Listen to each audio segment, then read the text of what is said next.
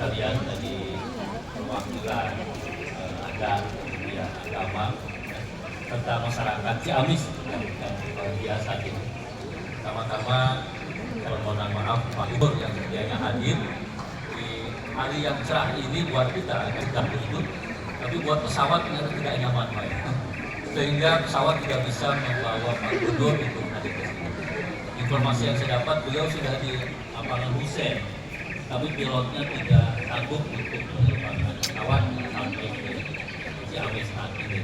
Jadi permohonan maaf sekali lagi, saya kepala dinas wisata dan kebudayaan Jawa Barat yang digunakan untuk mewakili Pak Gubernur menyampaikan informasi. Yang informasi tentunya Bapak Ibu sekalian yang sedang hadir dalam rangka pemilang kalah ke-16 Wong perdamaian yang tadi sudah disampaikan oleh Pak Anton. Saya kira sudah cukup gamblang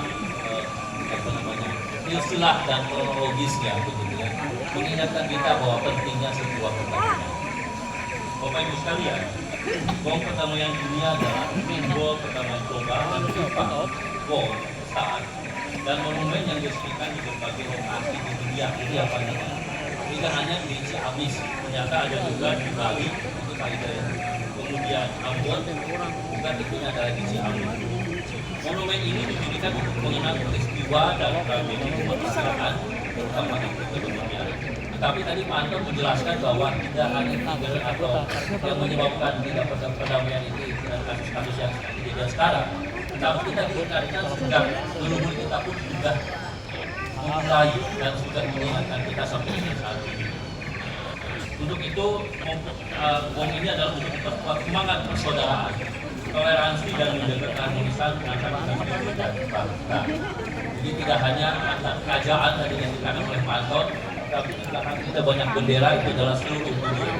Mudah-mudahan perang Rusia, gitu ya, perang tiba-tiba India dengan Pakistan, gitu, bagaimana demikian dan lain sebagainya, itu bisa dihindari. Bapak Ibu sekalian, catatan saya bahwa Wong perdamaian dunia di Indonesia ini ada satu di Denpasar, Bali. Kita melihat adanya Wong Bali ya, terletak di Desa Budaya Kertawangu. Wong perdamaian dunia diresmikan pada 31 Desember 2002. Kemudian di Ambon, Maluku, monumen ini diresmikan pada tanggal 25 November 2009 sebagai simbol rekonsiliasi setelah tragedi kemanusiaan di Ambon pada tahun 1999. Kemudian di Blitar, Jawa Timur, ada juga Gong Perdamaian Dunia di Kompleks Makam Bung Karno kita. Dan di Jepara, Jawa Tengah, di Desa Pelajar, terdapat Gong Keramat yang menjadi asal mula adanya Gong Perdamaian Dunia. Ya.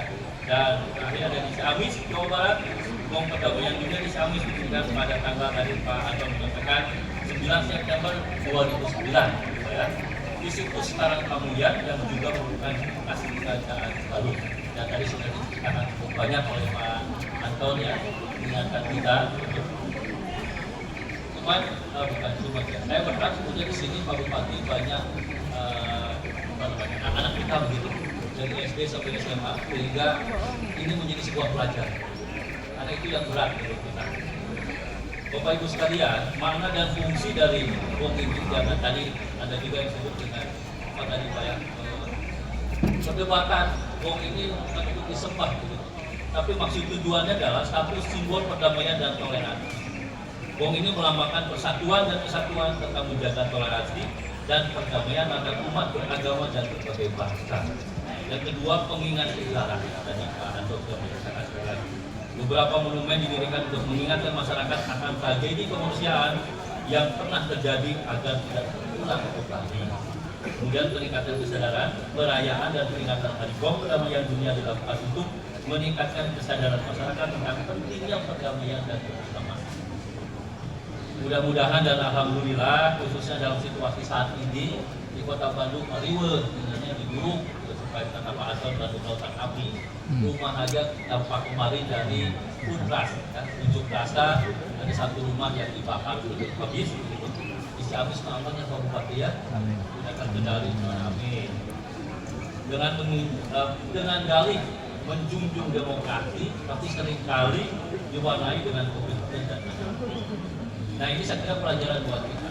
Artinya bahwa secara ajaran, simbolis dan amanat leluhur sudah dicatat, disampaikan, bahkan diwujudkan seperti yang sekarang ini. Tetapi yang sulit adalah bagaimana terus menanamkan semangat ini kepada setiap generasi ini. Apalagi dengan situasi sekarang digitalisasi, anak-anak kita lebih suka memegang ini. Katanya damai tapi sendiri begitu kan, tidak dengan sosialisasi. Tapi apakah itu yang kita inginkan? Nah ini yang selalu diingatkan oleh Pak Gubernur, Bapak Ibu sekalian, bagaimana supaya mendidik anak-anak kita betul-betul mengangkat nilai-nilai leluhur. Kemudian terakhir, GOG ini adalah ikon kebudayaan. GOG ini juga menjadi ikon pariwisata dan kebudayaan yang menghubungkan berbagai bangsa dalam tujuan mulia pertama. Tadi saya diskusi dengan Pak Anton, akan dibuat sebuah paket wisata religi begitu, ya, yang berkunjung ke sini, kemudian ke situs lainnya, sehingga satu paket wisata tidak hanya di Ciamis, tapi juga di lokasi-lokasi lain. Di antaranya mungkin saat kerajaan Hindu dan Buddha, ternyata kita terhubung antara Batu Jaya di Karawang dengan di Borobudur, kemudian di Muara Jambi. Dan berdasarkan penelitian bahwa Batu Jaya di Karawang itu lebih kuat dibandingkan dengan Borobudur. Gitu, ya. Itu adalah kerajaan Hindu atau Buddha. Dan tetapi karena baru ditemukan sekarang sehingga mungkin ditakutkan 7 keajaiban dunia yang begitu akan hilang, kira-kira begitu. Dan Batu Jaya ini masih terus digali, terus diekskavasi oleh Kementerian Kebudayaan. Itu memperlihatkan bahwa Nusantara ini memang sebuah negara besar sejak lama.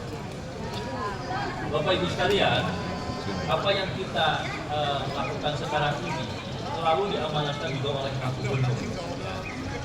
Beliau selalu mengamanatkan kepada kita, khususnya kami di Pemprov Jawa Barat, kemudian Bapak Ibu sekalian di Pemda Kabupaten Kota, bahwa ajaran Luhur Sunda ini sudah melekat dan sudah menjadi harus kita lakukan dan kita ingat.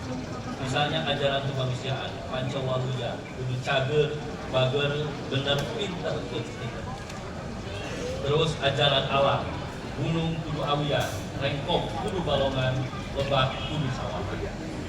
Kira-kira yang banyak gini-gini yang harus kita lestarikan Bapak Ibu sekalian. Sudah masuk juga dalam ajaran kehidupan. Sapa pahit sama manis, sapa jasa cilaka, cara bisa igel sabobot sapihannya. Kita lepas oke kanu ajaran kanggo pamerintahanana, yaitu landung kandungan, lahir Aisyah, leuleus jejer, liat hari pasipan. Dan terakhir kanggo abdi atau kanggo semuanya para pamong atau ASN yaitu pemimpinnya. Kedah ada comcot, ada bacot, ada gogong, ada tanggung. Itulah nilai-nilai kesudahan yang akan terus diangkat oleh Pak Gubernur, ya, untuk mengingat kembali nilai-nilai leluhur kita yang seperti yang dilakukan saat ini. Saya kira itu Bapak Ibu sekalian, Pak Bupati dan para masyarakat Ciamis. Selamat memperingati Bulan Kala ke-16 GOG Perdamaian. Semoga agungnya, gaungnya terdengar sampai ke seluruh Jawa Barat bahkan dunia. Tadi Pak Anton ingin mengajak diundang. Insya Allah, saya kira kalau kita yang baik dan yang begitu atau sudah itu akan begitu. Kita ngacak dengan batu laut-laut dan jelebok. Ayo urang terus bersatu Jawa Istimewa Sok Agong. Terima kasih. Demikian wassalamualaikum warahmatullahi wabarakatuh.